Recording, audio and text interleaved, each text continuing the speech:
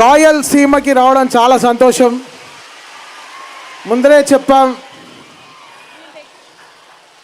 Pre release ఫంక్షన్లోనే చెప్పాను, అనంతపూర్ వచ్చి success celebration చేసుకుంటామని. చెప్పాం, కొట్టాం, వచ్చాం. నాకు ఎవ్రీ సినిమా ఒక 10th ఎగ్జామ్ లాగా బాలయ్య గారికి ఎలా చేయడం అంటే, నాకు మాత్రం కాదు, అంటే నేను ఓన్ చేసుకోవడం కాదు, నా డైరెక్టర్స్ కూడా అంతే ప్రేమిస్తున్నారు.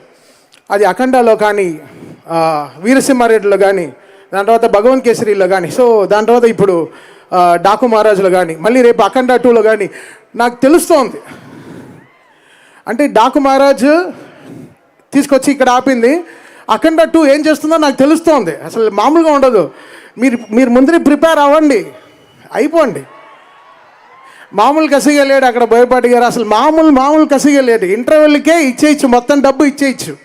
అంటే సెకండ్ హాఫ్ మనం మనకి ఇంకా అడిషనల్ ఇదన్నమాట. సో ఇప్పటి నుంచే ప్రిపేర్ అవుతున్నాం, ఎలా ఆ సినిమాకి ఎలా అంటే చదువుకుంటున్నాం ఇప్పుడే. ఆ 10th ఎగ్జామ్ ఎలా చేయాలని, అది ఇంకో 10th ఎగ్జామ్, మేబీ 12th అవ్వచ్చేమో.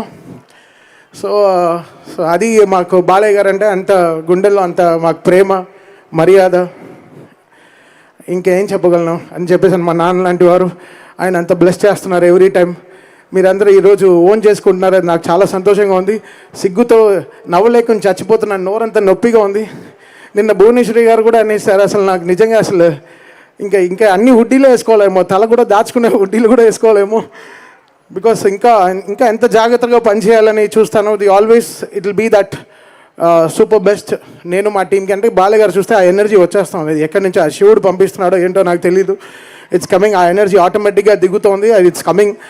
అది స్పీకర్లు పేలుతున్నాయి, పేలుతున్నాయి, అది నాకు అర్థం కావట్లేదు. సో అది కూడా జరుగుతుంది. ఈరోజు ఆ క్యూట్గా వాడు కూడా స్పీకర్, చాలు బ్రో ఇంకేం పేలదు, పట్టుకోవద్దు, నువ్వు ఏం పడదు.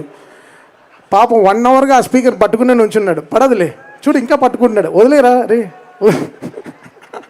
అక్కడ అది ఫోటో తీసి ఇప్పుడు బాబీ ట్వీట్ కూడా పెట్టాడు.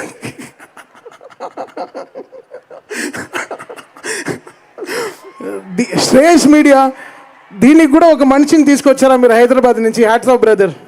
ఓ స్పీకర్ పట్టుకోవడానికి కూడా ఒక మనిషిని తెచ్చారు, చాలా థ్యాంక్ యూ. అంత నమ్మకం మన పైన డెఫినెట్గా పడతాయి. సో ఇప్పుడు ఈ మనిషి వెనకాల ఒక మ్యూజికల్ జర్నీ కూడా ఉంది. ఏ పాట అయినా తనకి విజిల్లో రాపోతే ఆ పాట ట్యూన్ ఓకే చేయడు, తను విజిల్లో పాడుకోవాలి. అది ఏ పాట అయినా సరే అది విజిల్లో పాడుకుని వెళ్తాడు. ఆ విజిల్లో అతను పాడాడంటే ఆహో డైరెక్టర్ ఓకే చెప్పేశాడు. ఇప్పుడు ఆ డైరెక్టర్ బాబీని పైనకి పిలుస్తున్నాను, బాబీ పైకి రా, చిన్ని సాంగ్ విజిల్లో వాయిస్తానన్నా అని అసలు 1 monthగా నన్ను చంపేస్తున్నాడు. రా ఒకసారి, నేను పియానో వాయిస్తాను, నువ్వు విజిల్లో పాడు చిన్ని సాంగ్.